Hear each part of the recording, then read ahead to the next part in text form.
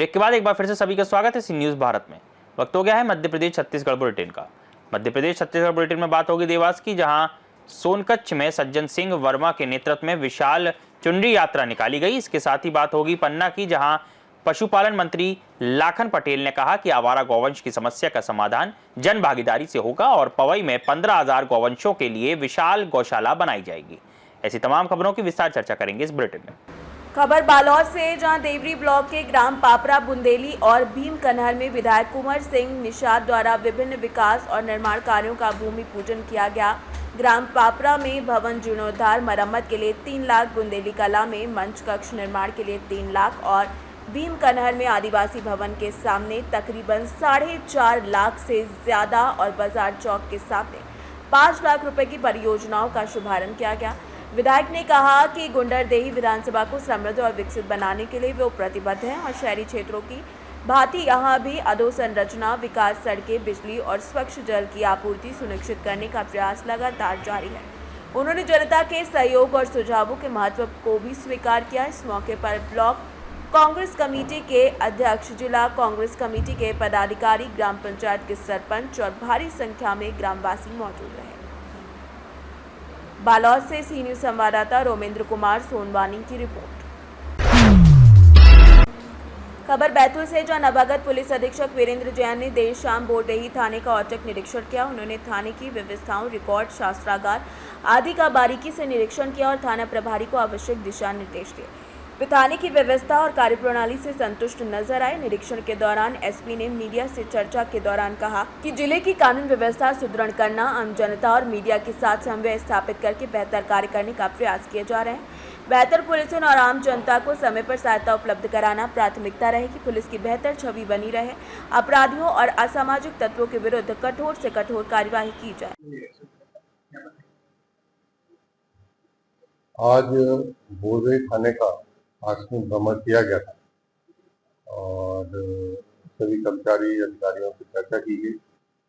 Police की अच्छी छवि रहे, पुलिस का आम जनता से अच्छा व्यवहार रहे, अपराधियों के खिलाफ कठोर कार्रवाई हो और शिकंजा अपराधियों पे कसा रहे, इस बात की पूरे निर्देश दिए गए और पूरा जो है क्षेत्र की जानकारी ली गई। पूरा यहाँ की जो भौगोलिक स्थिति है, जो आपराधिक स्थिति है, और उसके अनुसार और भी बहुत सारे जो है वो निर्देश जारी किए गए और हमें उम्मीद है कि हमारा जो वर्कफोर्स है वो मोटिवेटेड रहेगा और बेहतर काम करेगा। बैतूल से सी न्यूज संवाददाता संदीप वाइकर की रिपोर्ट।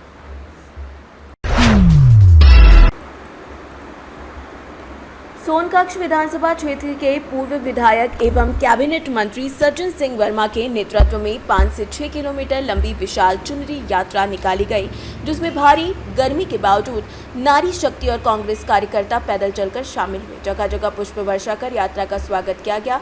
इस अवसर पर कांग्रेस प्रदेश अध्यक्ष जीतू पटवारी मुख्य अतिथि के रूप में मौजूद रहे।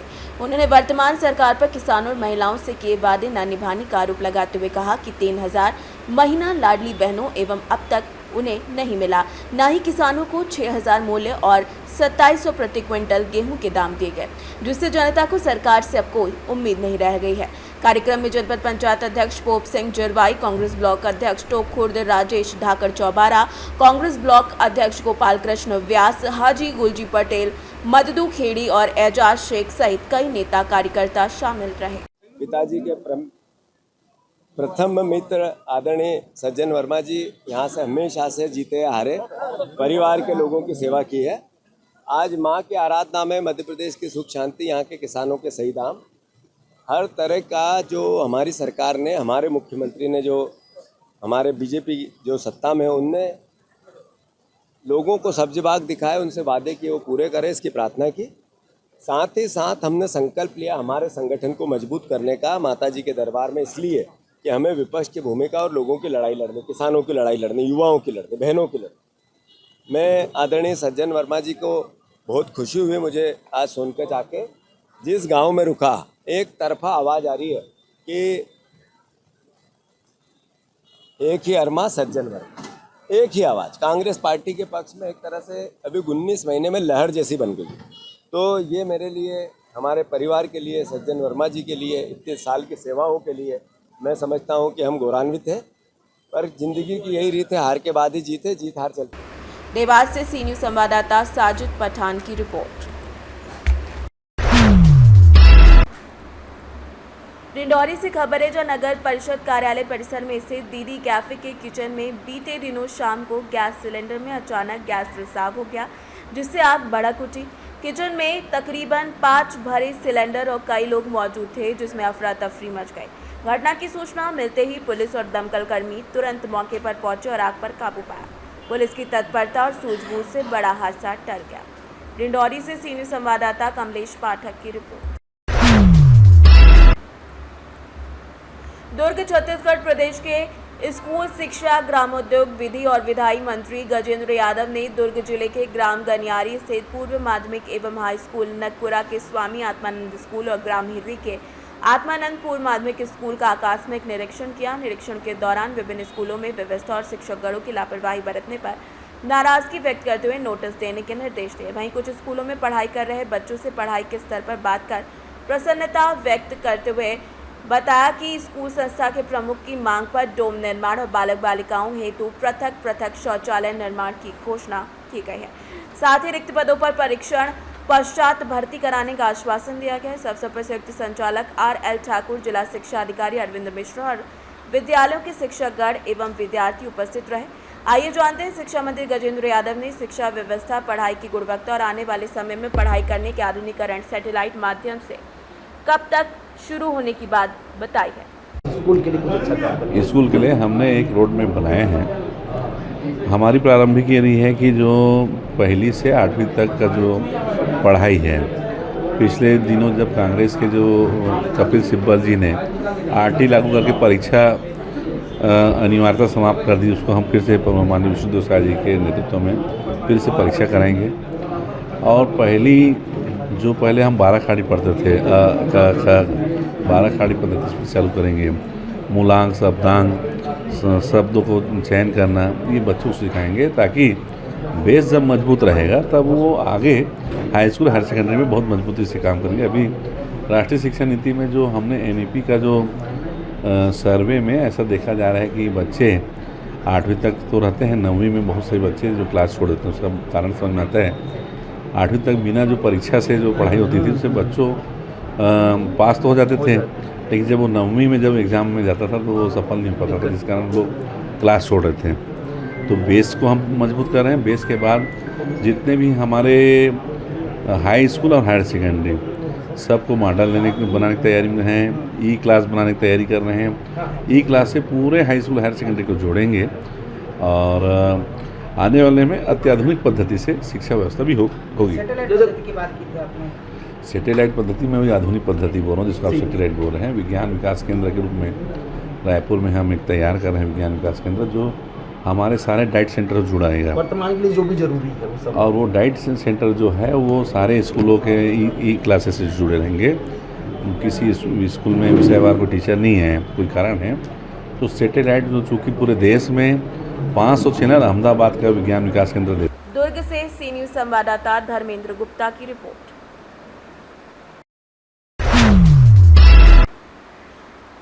इंदौर से खबर है, जहां लसूडिया क्षेत्र में परिश्रम गरबा महोत्सव का आयोजन बड़े उत्साह और भक्ति भाव से साथ किया गया। वार्ड 35 के पार्षद राकेश सोलंकी के मुताबिक ये महोत्सव अपने चौथे वर्ष में है, जिसमें प्रतिदिन लगभग 200 से 250 बालिकाएं और परिवार गरबा में हिस्सा ले रहे हैं।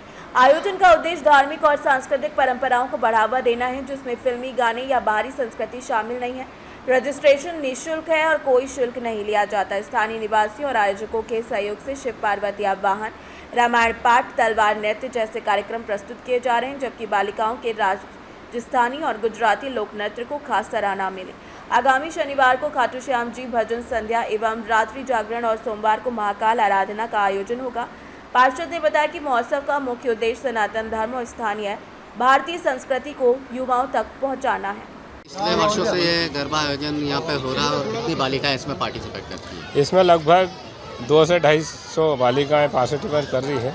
और परिश्रम गरबा जैसा नाम है वैसा ही यहाँ पर जो रहवासी लोग हैं, परिश्रम करने वाले लोग हैं और उन्हीं की बालिकाएं हैं, जो कि महानगर में जो बड़े बड़े गरबे हो रहे हैं वहाँ पर नहीं जा पा रही है। हमारे यहाँ पर रजिस्ट्रेशन भी निःशुल्क है, गरबे भी निःशुल्क है। यहाँ पर किसी प्रकार की कोई पास वास की व्यवस्था नहीं है, परंतु जो व्यवस्थाएं जो वहाँ पे जिस प्रकार के गरबे होते हैं उससे कई गुना अच्छे गरबे करने की कोशिश करते हैं। कितने वर्षों से गरबे किए ये जो है चौथे वर्ष की में जा रहा है, पर यहाँ पर चौथे वर्ष में गरबे करवा रहे हैं। और यहाँ पर शिव पार्वती से लेकर पहले शिव पार्वती का आह्वान करा, फिर धूप वाली आरती करवाई, जिसके बाद में यहाँ पर जो मिशन सिंदूर था जो मोदी जी ने सक्सेसफुल करा था उसके ऊपर भी प्रस्तुति नन्ही बालिकाओं में जोश है उसको लेकर।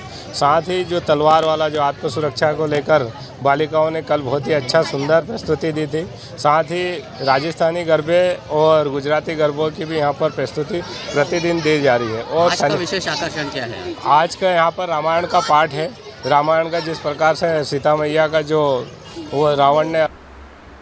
इंदौर से सी न्यूज़ संवाददाता ML शाह की रिपोर्ट।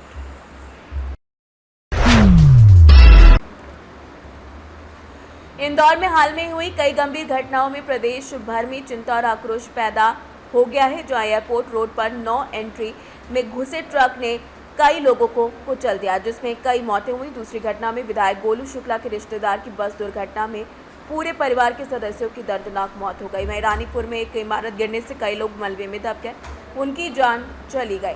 बता दें कि जो प्रशासन की लापरवाही और सुरक्षा व्यवस्था पर सवाल उठा रही है। साथ ही जनता ने सत्ताधारी पार्टी के फैसलों पर नाराजगी जताई, खासकर गौ माता की रक्षा के नाम पर लिए गए निर्णयों के विपरीत रोमांस पर GST छूट देने को विरोधाभासी बताया। नागरिकों और सामाजिक संगठनों ने दोषियों के खिलाफ सख्त कार्रवाई और पीड़ितों को न्याय दिलाने की मांग कही है। ये इंदौर शहर की जो पूजा करवाना है, आज दिन देखने में आ रहा है एक्सीडेंट हो रहा है, इस तरीके से देखिए इंदौर शहर एक बहुत ही अच्छा साफ सुथरा और बहुत अच्छा चल रहा है। उसके बाद में जो ये ट्रैफिक है, ट्रैफिक के अंदर ट्रैफिक के जो मेन अफसर थे तिवारी जी, अरविंद तिवारी जी, या तो उनकी गलती है या प्रशासन की जो भी गलतियां थी उसके अंदर में जो एक अपना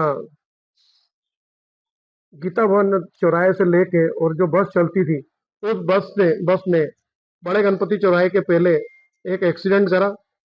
उसके बाद में एयरपोर्ट से लेके बड़े गणपति में दूसरा करा, उसमें हताहत ज्यादा हुई है, बाकी प्रशासन ने कम आंका है, इसमें भी उनकी झुटलाई आ रही है सामने। तीसरी चीज, एक मकान ढह गया, उसमें भी कई जने गए हैं जो मालूम नहीं पड़ा है। चौथा, चूहा कांड भी हो गया। ऐसे लगातार हादसे हो रहे हैं, बहुत सारे हो रहे हैं।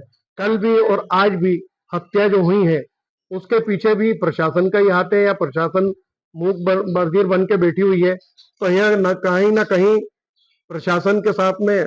और दूसरी चीज, मुख्यमंत्री भी इसमें ध्यान देना चाहिए, मुख्यमंत्री जी को भी, कि ऐसा क्यों हो रहा है इंदौर शहर में कि जो बोलने वाला नहीं है, देखने वाला नहीं है। ट्रैफिक कंट्रोल अपनी मर्जी से काम कर रहे हैं, ट्रैफिक अपनी मर्जी से खड़े रहते हैं, मोबाइल पे बातें करते रहते हैं। चौराहे पे कई बार पूरा चौराहा खाली पड़ता है और कई बार 10 पुलिस वाले ट्रैफिक वाले आ जाते हैं। ऐसा होने के बाद में नगर निगम की भी पूरी इसमें भागीदारी आ। इंदौर से सीनियर संवाददाता ML शाह की रिपोर्ट। रीवा से खबर है, जो जिला पंचायत कार्यालय एक बार फिर भ्रष्टाचार के आरोपों के घेरे में आ गया है, जब स्वयं जिला महिला CEO मेहताब सिंह गुर्जर के कक्ष की छत मीटिंग के दौरान अचानक भरभराकर गिर गई। इस हादसे में CEO सहित मौजूद कर्मचारी बाल बाल बचे, जबकि घटना स्थल का वीडियो सोशल मीडिया पर वायरल हो गया। कार्यालय की जर्जर हालत पर पहले भी सवाल उठ रहे हैं, कहीं दरारें हैं, कहीं प्लास्टर झड़ रहे हैं और कई जगह सरिया तक बाहर निकल चुकी है। सामाजिक कार्यकर्ता शिवानंद द्विवेदी ने इस हादसे को भ्रष्टाचार की देन बताया और कहा कि जब CEO खुद की सुरक्षा सुनिश्चित नहीं कर पा रहे हैं तो वो रीवा और मऊगंज की 820 ग्राम पंचायतों की निगरानी कैसे करेंगे। उन्होंने ये भी आरोप लगाया कि वर्षों से दर्जनों भ्रष्टाचार संबंधी शिकायतें फाइलों में दबी हैं, जिन पर ठोस कार्रवाई नहीं हुई और लेखा अधिकारी राजेश शुक्ला और CEO मेहताब सिंह गुर्जर केवल लीपा पोती में लगे हैं।